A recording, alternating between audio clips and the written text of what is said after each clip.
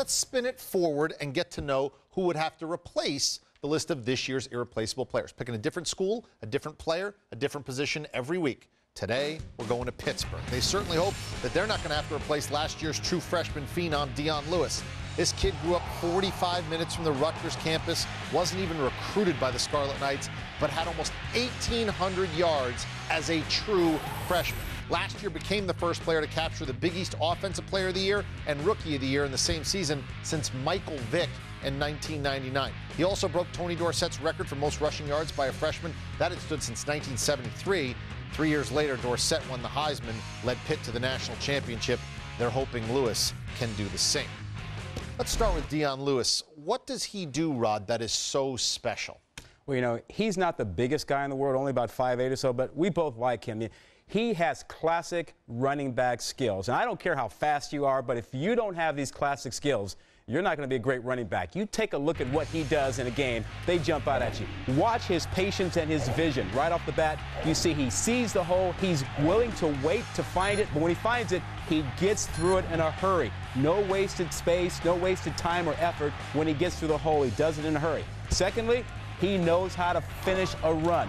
3 guys on him. Watch how many yards he picks up after contact. He doesn't get knocked back. He finishes off that run, and great running backs know how to finish a run. Finally, this is my favorite. He knows how to change direction. Plants that foot in the ground and goes the other way.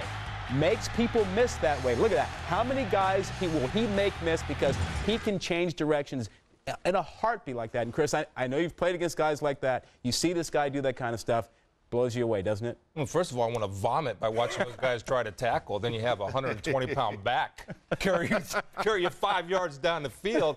He's a boy dog warrior, man. He's a beast. He's a natural running back. And did I play with guys? Yes. One by a guy, the best in the history of the game, in my opinion, Barry Sanders. And Rod said it's balance, vision, and the ability to cut on a dime. It's killer. And plus, the big thing about him, you talk about small running backs, guys.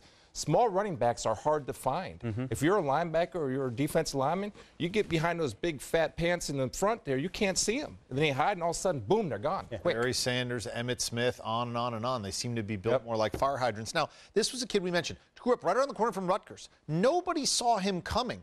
And this isn't a player that worked out for 3 or 4 or 5 years and then made an impact as a senior. 90 days after his high school prom, he is destroying the Big East, and nobody basically even offered him a scholarship. How does this happen? Yeah, well, part of it is there's such an emphasis on the measurables. You don't want to be the assistant coach who brings back what the head coach says, Smurf. Don't bring me a Smurf. Go out and get the guy who's 6'2", 225, and you come back with a guy that's 5'8", 170. He says, what are you doing? So guys like that will get overlooked because coaches want size. They want to look good coming off the bus. Well, it's a couple things. First of all, I think Schiano, I'm surprised Greg missed on him. Why? Because he had Ray Rice. Ray Rice is that type of back. Yeah. The other thing is I think that coaches look at these recruiting services, and they might get a little bit lazy because you have all these recruiting services doing your job. So instead of trusting your own eyes and what you want in your system, you're trusting these recruiting services. And for me, if the kid can play football, he can play football. He had one other scholarship offer. I believe that was to a MAC school.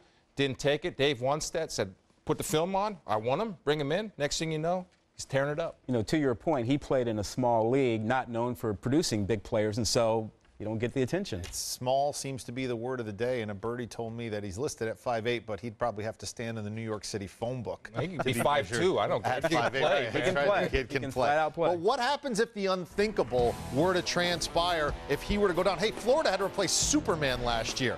If something happens to Dion Lewis, taking his place prominently would be another sophomore running back, Ray Graham. 13 games last year, Graham, 6 yards a carry, 4 TDs, and he wasn't all that touted coming out of Elizabeth High School in New Jersey, despite rushing for over 1,500 yards and scoring 24 touchdowns as a senior. And we are joined by Pittsburgh's Ray Graham. Ray, Dave Wannstedt called you the star of the spring. What does that mean to you? It means a lot. It means he sees what I'm doing. I'm going out there working hard, practicing, trying to become the best I can be. Right now, Dion Lewis is the starter, and you spell him and get a certain percentage of the carries. How do you prepare yourself to get the bulk of the carries if that situation arises? I just go out there and just wait my turn. With with the chances that I get, I just go out there and do my best. In this series, we've had quarterbacks the last couple of days, and the backup quarterback really doesn't get to play much when you're playing behind a Heisman Trophy candidate. But at running back, you're going to get a certain percentage of the carries because you add things to the game that maybe Dion doesn't. Explain to folks, what does he do better than you, and what do you do better than Dion Lewis? Well, I would definitely say that we are definitely two different styles of running. I could catch the ball real well. You know, we both have that attribute. It's just, I just say we two different styles of runners. All right. And if you were going to say, look, this is the percent carries that I'd like to have this fall and what we're trying to accomplish, what percent of the carries would you like to get? I want them all. Whatever I could get, I just make the best of it. You know, just in getting practice, show the coach, like, my trust, that they could trust me more and just put me in there. And when it's time for me to get in there, I just do what I have to do.